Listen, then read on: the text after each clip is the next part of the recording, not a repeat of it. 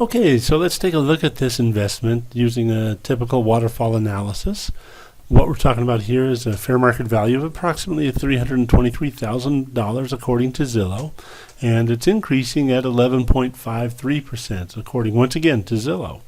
So I'm looking for an average purchase price, $323,000, and most people will require about a 20% down payment. Not me. I know a bit how painful that can be. I've done plenty of owner finance deals. So I'm asking only for $15,000. That's just shy of $50,000 that you put into it, which is about $48,000. So your principal balance is going to be about $274,000. And for that balance, what we're looking for is an interest-only loan that balloons after 7 years. So what that means is that I'm not looking for principal and interest in the payments. I'm looking just for interest only. And so at 9.45%, that amounts to about $2,162, okay? Okay, now adding to that is about $670 a month for taxes and insurance. You can't get away from that. And some from some monthly repairs, maybe $50 a month. Now remember, I've taken care of the roof, the hardy board siding, so many different things with this house that I don't think you're going to see much more than $50 a month in repairs. And that totals, if you look at how much you make on the other side, your revenue, you're going to be getting about $2,000 a month, according to Zillow, for 2018. That, of course, will be going up as the years go on.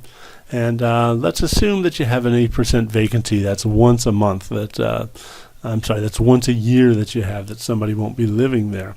And with a home this beautiful, you should be able to get 2 and maybe even 3-year contracts from people, rental contracts.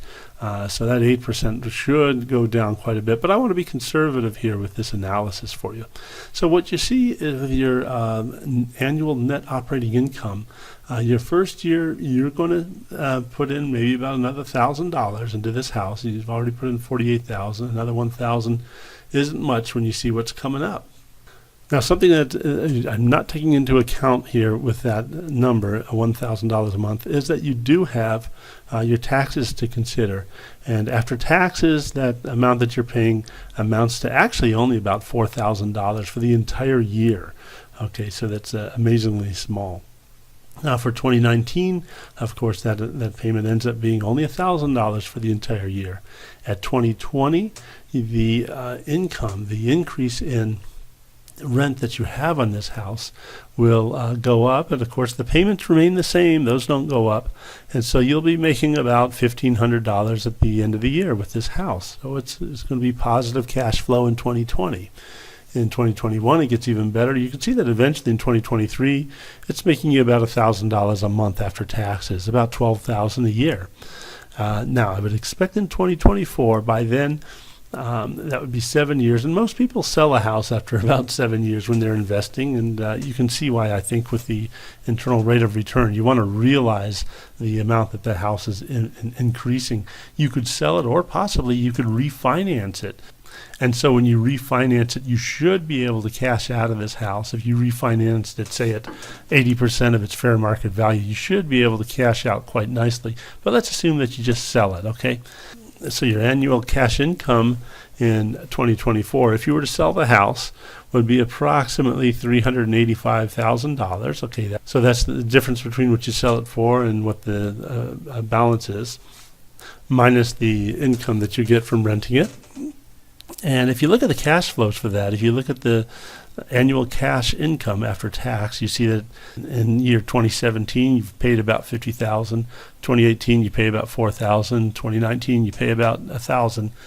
When you look at the cash that you get out of this, and you look at the internal rate of return after tax, having an investment like this is kind of like having an account where you put money in and take money out, and it returns to you approximately 30.95%. Okay, it's better than 30%, which I don't know where you can find an investment like this. This is much better than the average S&P stock market return that you get, which is approximately 7.5%, and that's before taxes. And obviously, it's less than 7.5 after taxes. So I look forward to talking to you. Take care. Bye-bye now.